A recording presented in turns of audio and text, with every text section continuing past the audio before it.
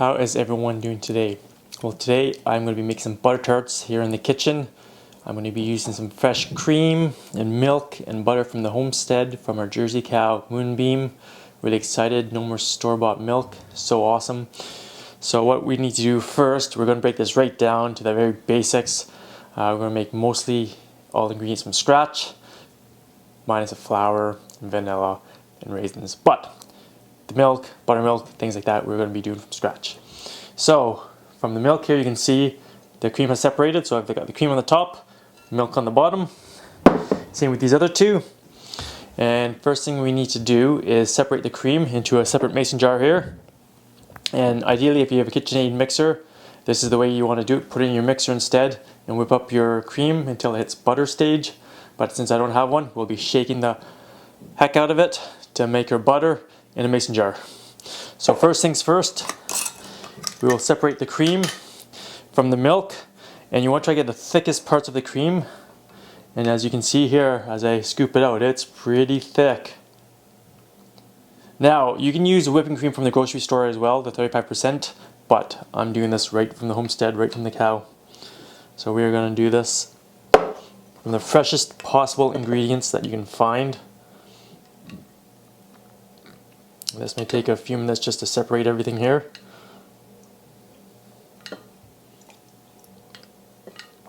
And as you start getting lower, you'll notice it gets a bit thinner. Oops, missed the jar there. And I kind of like to look up and you can sort of see the line where the milk meets the cream. When you are separating the cream here from the milk, you can start seeing you get a little bit of milk in your cream. So that's about the point where you want to stop separating it. So I'm pretty close to that point. Now we'll come to this one here. Get this nice beautiful cream out. And if you have your own cow, you probably know once you milk it, it basically separates overnight. So it's fairly quick. Unless, like I said, you have a cream separator, then you just pour your milk right into the cream separator and it separates everything just like that in a matter of minutes. So I'll do one more scoop from this one here. Okay, now this one's looking pretty good in here.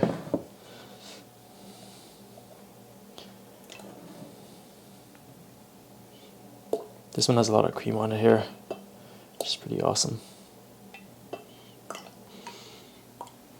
Okay, I'll just do a few more quick scoops here, and then we'll start shaking it up, because that should be enough butter that we will need for the recipe. One key thing too, you want to make sure that this is nice and cold. It will whip up faster. So I'll stick these in the fridge and I'll start whipping this up. Alright, so to make your butter, you just stick your cream in a jar, mason jar here, and you just start shaking it. It's going to take about 5 to 10 minutes, so I might not bore you watching this whole process, but the idea is you just got to shake and shake, shake, shake, shake, not like going a whole bunch of different ways. The faster you shake it, the faster it's going to separate and split, and when it does, it will split like in mere seconds. I might get a different lid, this one's not very secure. Oh, maybe, here we go.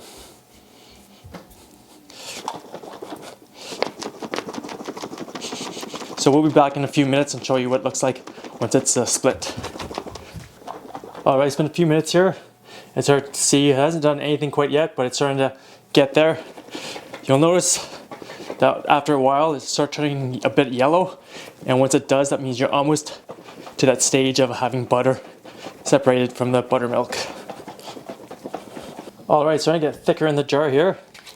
It's kind of hard to see on camera, but it's kind of at the whipped cream stage now. So it shouldn't be very long now before it turns into butter. I like to shake it a whole bunch of different ways, up, down, side to side, back and forth. Kind of like a paint mixer you'd see in the hardware store. So we're very close now. I'll give it a shake a few more minutes and then we'll come back and show you the final product. It's pretty close now. I can sort of see it getting thick in here now. You can sort of see it starting to separate a bit.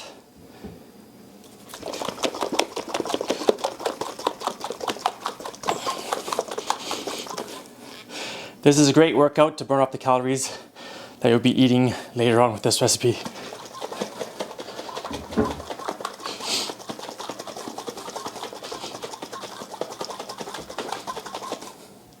So there we go, it's separated. The butter is on the top and buttermilk on the bottom. Once it's separated, I just like to give it a shake a few more, probably like another minute, just to make sure that it's all out and into butter. It's great for the kids too. If you've got kids with high energy, get them to shake a jar for a few minutes. Okay, there we go, I think that's good.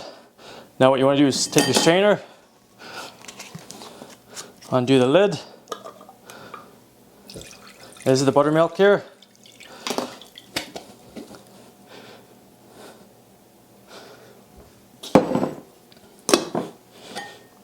And there you go, we've made butter. Pretty awesome. What I'm going to do, I'm going to rinse off this butter quickly with some cold water just to separate all the extra buttermilk that's in it. You want to use cold water. If you use warm water, you're going to melt your butter away. I like just to toss it around a bit and then give it a bit of a squeeze to get some of the extra buttermilk out of it.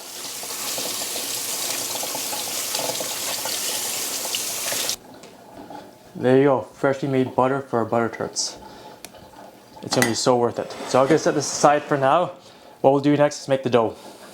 For the pastry dough, I usually use a Crisco pastry recipe. Pretty straightforward. I don't like using the Crisco shortening. I found it wasn't as nice as a tender flake, so I've been using tender flake instead, but you can use whatever you have. So what it is 2 cups of flour. If you want, feel free to sift it. So 2 cups of flour there. I think it's like a teaspoon of salt. I just shake it in. Doesn't matter much to me how much is in there. And then you take your 3/4 cups of Crisco shortening or tender flake. You just drop it in there. You want to make sure that your tender flake or your shortening is really hard. It's been in the fridge. You can use a fork to break it apart, but I prefer to use a pastry cutter. It goes a lot quicker. So we'll get this going here.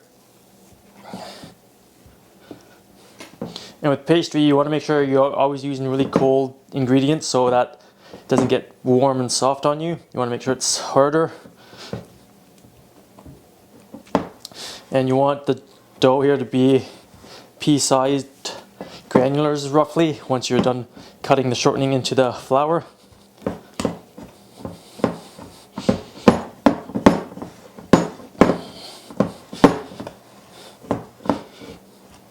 And I find with the pastry cutter too, sometimes you need to just give it a bit of a clean off here so it cuts into the flour a bit better. There we go.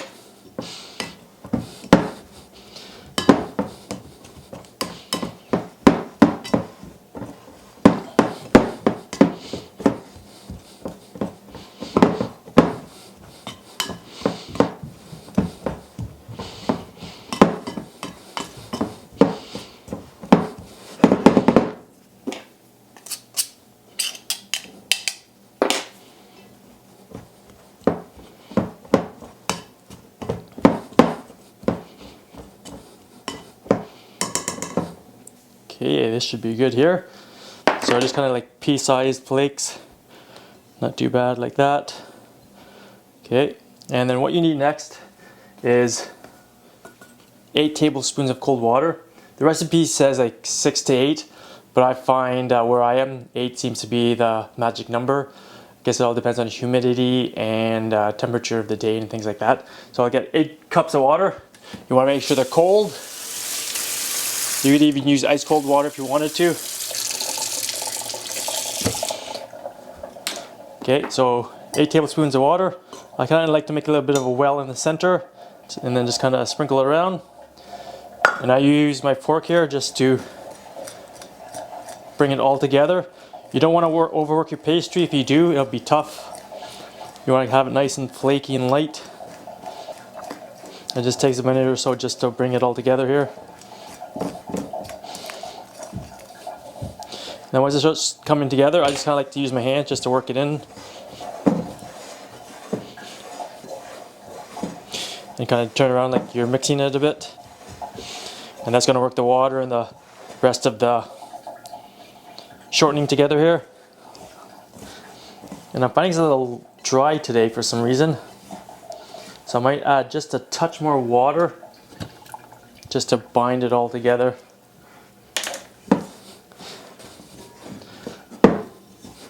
And once it starts pulling off from the sides, like this, you just want to kind of work it so all the dough's together.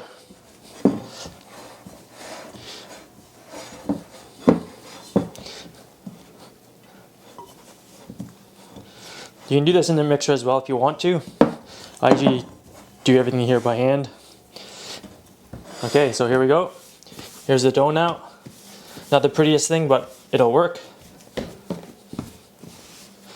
So I'm just going to put this in the fridge for a few minutes just to chill it.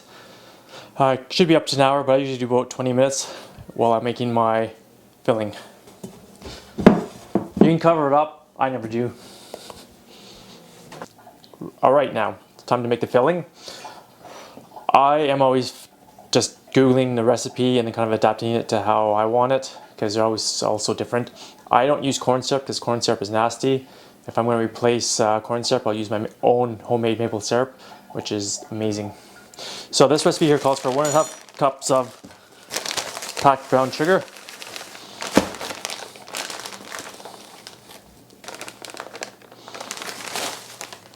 I find a lot of these recipes, they say they're good for 12 servings, but by the time your filling is done, you get to like 8 butter tarts. So I always add extras, but it's up to you what you want to do. If you like to follow the recipe right to the T, go for it. I'm a bit of a rule breaker when it comes to recipes. So there's one. But I'll probably do 2 cups brown sugar just to make it stretch. Can't hurt in my eyes.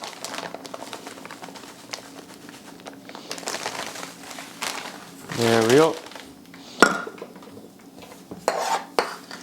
And now it calls for 1/2 cup of butter. So we're going to use the butter here. So I'm going to go probably, that's probably what 1/2 cup I would think. Yep, 1/2 cup. Looks good to me. I'm going to melt it quickly on the stove. And this is a very fresh made butter. A little taste test. So good. I generally don't salt my butter because I don't like it salted, especially when you're cooking, because you're always adding salt anyways. Speaking of salt, let's add some salt in here right now. There we go. This one calls for 2 eggs. If I was smart, I would have brought 2 eggs home from the farm because we have chickens up there. So usually you want to put your butter in first, but it's all good. I'm going to do the eggs first here while the butter melts. You're just going to mix that in nicely.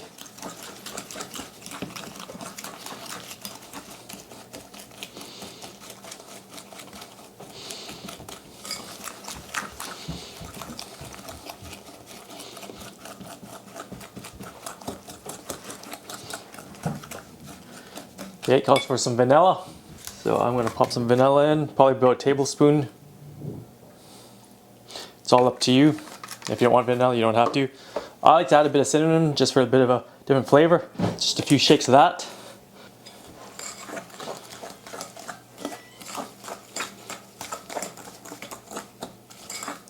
Okay, it's calling for cream, 2 tablespoons of cream, but I'm going to use some of the buttermilk that we just made with the butter instead, because why not? It says 2, I'm going to go a few more just so it spreads more in my tart shells.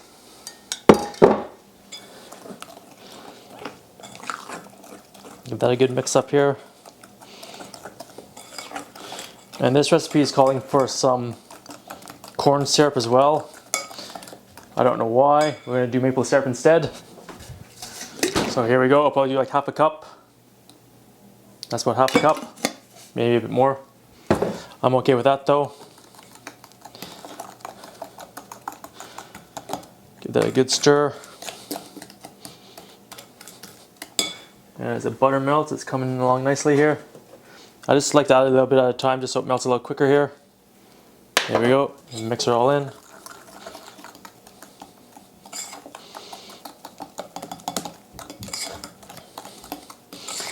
Some recipes call for very little butter, some other ones call for quite a bit of butter. This one's calling for a lot more, which is awesome. Can't go wrong with that. Okay, here's a nice fresh butter in the butter tarts. Doesn't get fresher than that.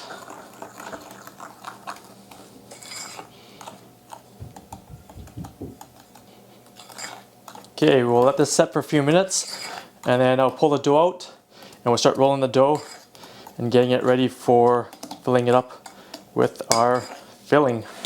Looks so good. Alright, now for rolling the pastry. I've got the pastry here, rolling pin, I've got my flour, and even though I went to cooking school, I'm still pretty professional here. We're using this to cut our dough out for the tart shells here. So what you want to do is get some flour on your countertop here so it doesn't stick. And what I like to do too is usually cut the dough in half, but we'll just try to do in one big ball here today. And I kind of like to spin it around a bit because sometimes it still cracks a little bit. And you just want to keep it nice and shaped. And we'll move this over here so we can roll it out. And what you want to do as well while you're doing your tarts here, you want to get your oven on. I do 350. So once you're rolling all this out, your oven should be ready to go to pop these delicious morsels into the oven. And you probably need to toss a bunch more flour on the table as well.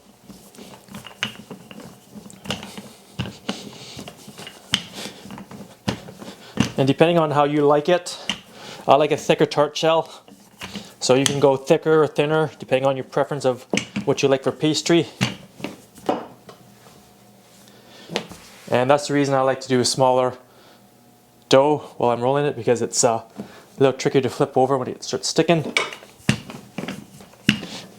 And this pin keeps falling apart. That's okay.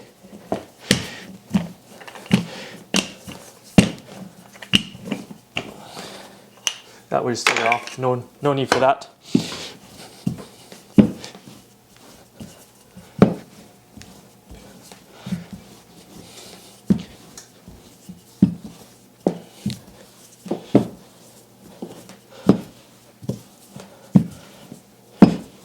Okay, that's looking pretty good there for my liking for the thickness of the dough. What I like to do is just a little bit of flour in here, just so it doesn't stick. Get a little bit of cut.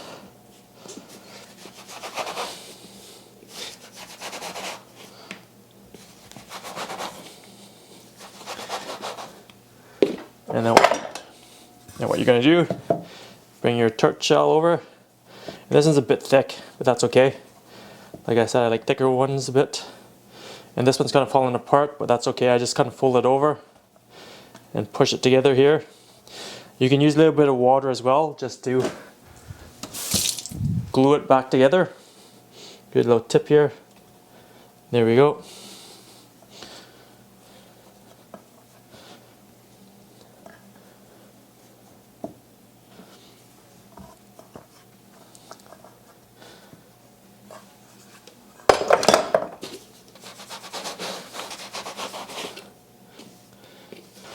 I find as well with this yogurt container, it's a perfect size for my muffin tins that I have, so it works out great. That's the reason I like to use this one. That one's really thick, so it's going to be a delicious tart. Okay, the oven is ready now. Tart shells are in. Now, there's a few different things you can do. There's a lot of haters out there that don't like raisins, so if you don't like raisins, don't put them in, but I do, so I like to put raisins in. Some people like to put walnuts in. I'm not a fan of that. Or you can just leave them plain Jane and be boring. So I'll just top these guys up quickly here.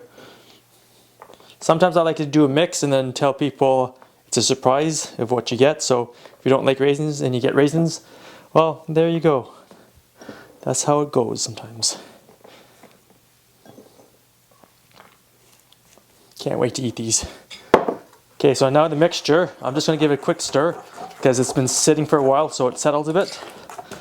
You just want to get it all mixed up again nicely. So these are going to be maple butter tarts with fresh homemade butter, buttermilk, maple syrup, and I forgot I actually had some vanilla I made with vanilla bean and vodka, but I forgot to use that. I find here a quarter cup is almost the right amount. It's just a bit too much. I usually fill my tarts about halfway because when they cook they bubble up.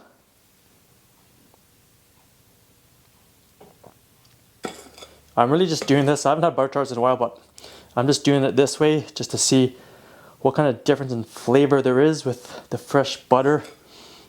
I've read a few things the past few weeks that some butter they are making now, they're adding palm oil to it, which is kind of sad due to the lack of milk in the world, which is pretty odd.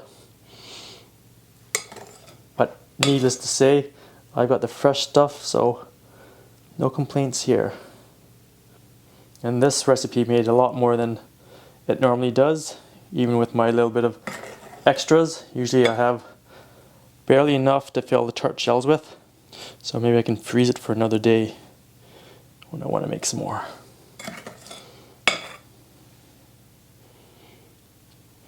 Or I'll just top some of these ones up as well, because some of them are a little empty here. Alright, I think this is looking pretty good. We've got the tarts filled up. Just one more here. Time for the oven. So 350, and I usually do about 20-25 minutes. Start with 20 and see how it goes.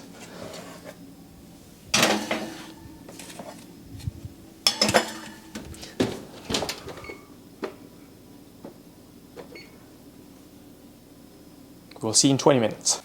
Okay, I put them in for 25 minutes. I started with 20 and that wasn't enough. So I think 25 is gonna be good. Those are looking pretty awesome. I might go another few minutes because the past few times the crust hasn't been cooked as much as I like it. It's still cooked, but I like a little bit of a crispiness on the bottom. So I might go for another 2 or 3 minutes here. We'll say 3 minutes and that should just finish it off nicely.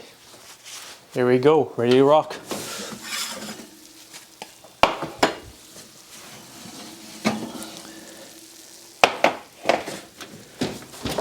Those are looking so good. What I'll do, I'll let them cool for a few minutes in the pan, and then we'll take them out onto the cooling rack here. Alright, it's cooled for a few minutes now. So what I like to do is take a knife and just go around the tart here a bit, because sometimes the sugar pops up and over. We'll pop it out. Nice, tasty on the bottom. It's a little liquidy and warm, so careful when you do this.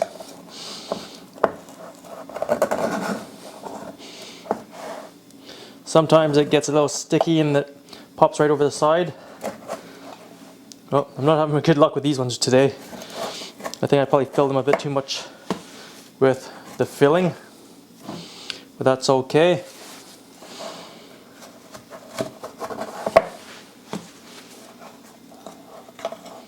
There we go. We'll work on the other one next, just because these ones will probably be a bit easier. There you go, these ones did not overflow.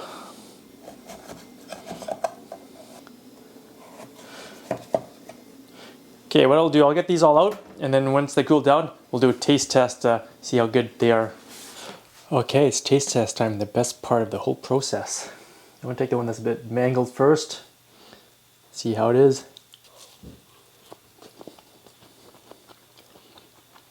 Yeah, it's pretty awesome. Nice and buttery, light, flaky. It's still warm and it's still dripping. Can't go wrong with that.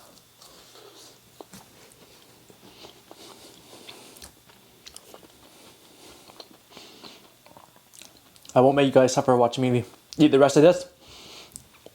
So I hope you guys enjoyed that video. Don't forget to subscribe to my channel, give it a thumbs up, and have a great day out there on your homestead or farm. We'll see you out there.